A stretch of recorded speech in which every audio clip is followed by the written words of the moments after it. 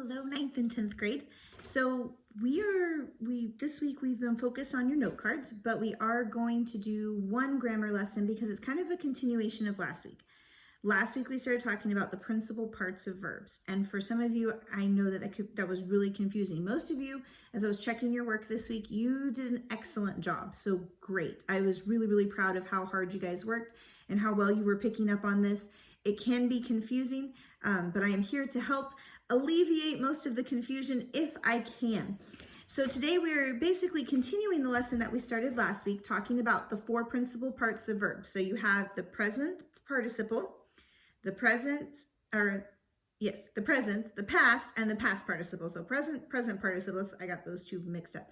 Present participle, past participle. So today I'm just going to give you a few hints. 10th grade, you're on page 90 in your grammar book. 9th grade, you're on page 105 in your grammar book. And there's only 3 things that we're going to talk about today, so that's a little bit easier. The first thing is what happens often is people confuse the past with the past participle. And it's very easy because oftentimes the past and the past participle are the same verb. For instance, if you're talking about the verb like set, like you set something on the table, the past and the past participle are the exact same verb. They're both set. So how do we tell the difference? Past participle always, there is no exception to this rule, the past participle always has a helping verb. The past participle, just the plain past, or the past part of the verb does not have a helping verb. So the past doesn't have a helping verb. The past participle does.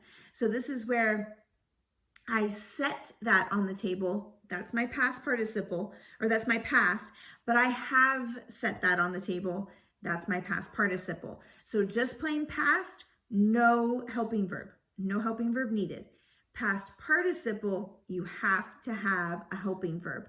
Okay, so that's the first thing that we're going to talk about today.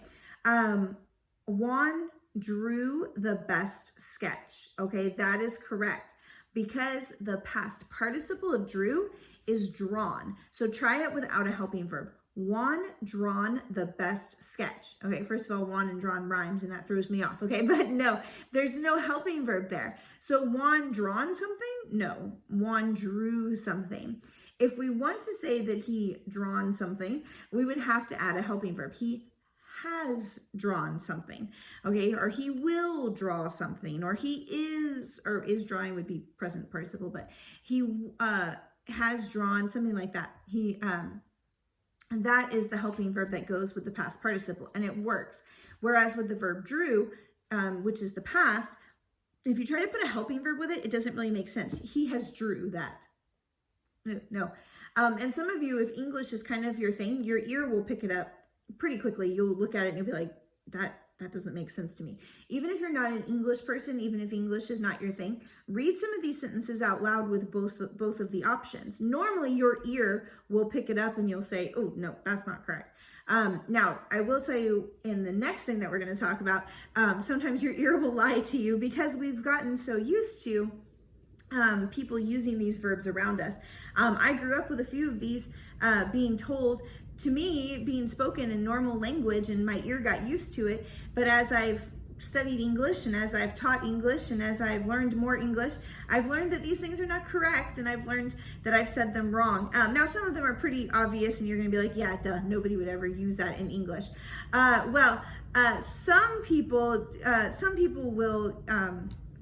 Some people still probably would use these, but for the most part, you guys are pretty smart. You're not going to use them. All right. So, for instance, what are some of the incorrect forms that people use? So, for attacked, like you attacked that assignment and you worked really hard on it, they'll tag an extra T in there for whatever reason, and it becomes attackted. They attackted that task. To me, that just adds way too many consonants in there, and you're kind of confused. But some people will use that. Don't use attacked. It's not correct. Another one is brung. I brung that. This is more of a, most people don't say brung anymore. It might be kind of an old-fashioned Southern slang term that might be used every once in a while, but for the most part, people don't say brung. Maybe if you're watching a movie and it has some dialect in it, or if you're reading a book that has some dialect, they'll say the word brung. But for the most part, people don't say this anymore. It's not correct English. Busted is another one. I had a couple of, in one of the other classes this week, they kept forgetting, one of the students kept forgetting this, and they kept forgetting to mark busted. Technically, busted is not correct English when you're talking about something being broken. Now, the balloon burst, or you could say busted there, but even then it's not really proper English. So broken is correct. You didn't bust your leg, you broke your leg. You didn't bust the vase, you broke the vase. Okay, so that's where that one most often gets confused. This is another one that we don't really use anymore, but every once in a while you might hear someone use this wrong. Clumb. I clumb the tree. Hopefully nobody uses that word anymore, but every once in a while people use that word incorrectly. It's not clumb. You climbed the tree, you didn't clumb it. Okay, so think about that. Another one is drowned. Instead of saying drowned, people say drowned. I don't know why they have to add those extra letters in there. It's just drowned. Somebody drowned, they drowned, they didn't drowned. Drug. Now this one is one that is confusing. You didn't, I drug that across the road. No, you dragged it. And I know that some of you are like, oh, that doesn't sound correct. I know it doesn't sound correct, but it actually is correct.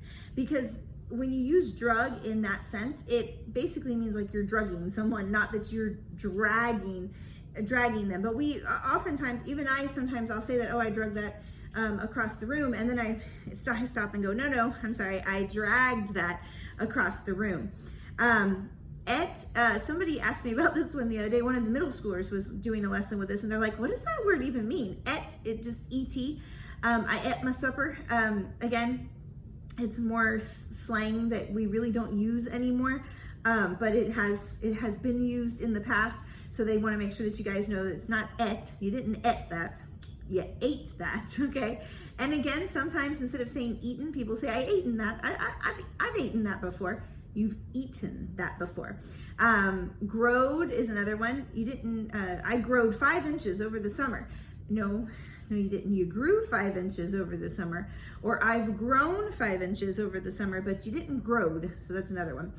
This is one too. Actually, the verb snuck is not correct. You shouldn't use the verb snuck. You didn't, if you say like I snuck up on someone.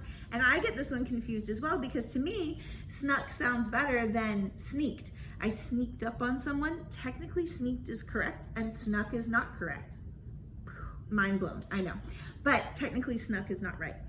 Stoled. I stole the money from my mom's purse. You stole it? No, you didn't. You stole it, or it has been stolen, but it has not been stoled. So that's not proper grammar. I throwed that in the trash. You threw it.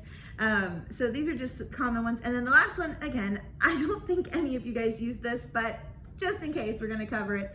Thunk. I thunk that. No, you didn't. You thought it, or you think it, but you didn't thunk it. Okay, so I don't know where this one came from. I don't even know why it's in here, but apparently that is something that people have been using incorrectly for a few years. And then the last thing that they tell you is to look at the page before this, and on that page, they'll talk to you about how irregular verbs are formed. And there are some verbs, they don't follow the pattern. Yeah, last week we talked about if it's the present participle, you can add ing. If it's the past and the past participle, you can add ed. And some verbs, they're not formed that way. So you have lists. In 10th grade, you have a list on page 89. I would encourage you really look over that list, look through it. In 9th grade, yours is on page 104. So look over those lists, because they will help you as you're going through your exercise. You're only doing one exercise this week, because I know you guys are working on your note cards.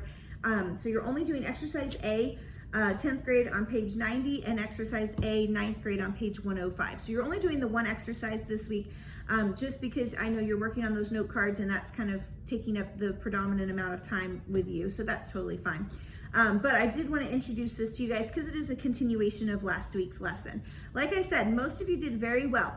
I would make a note, and I left this when I get your work and I correct it, I send you detailed notes back in a message on Schoolworks. I know Schoolworks has been hit or miss, and hopefully you guys have gotten those messages on Schoolworks. Some of you that I know that you don't log on to Schoolworks, that you're strictly using text, I'll try to answer you in text. But for the most part, they're so long, I don't want to overload your phone with text messages, so I send you back detailed messages in Schoolworks. But as you look through those, I'll leave you guys notes. And for most of you, what I said was, read your instructions. Oftentimes you might watch my video and then you're like, I don't have to read the instructions. Miss Van told me what to do.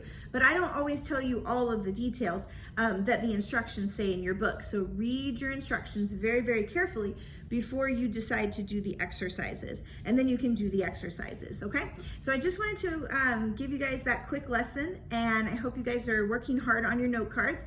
And I hope that this makes sense.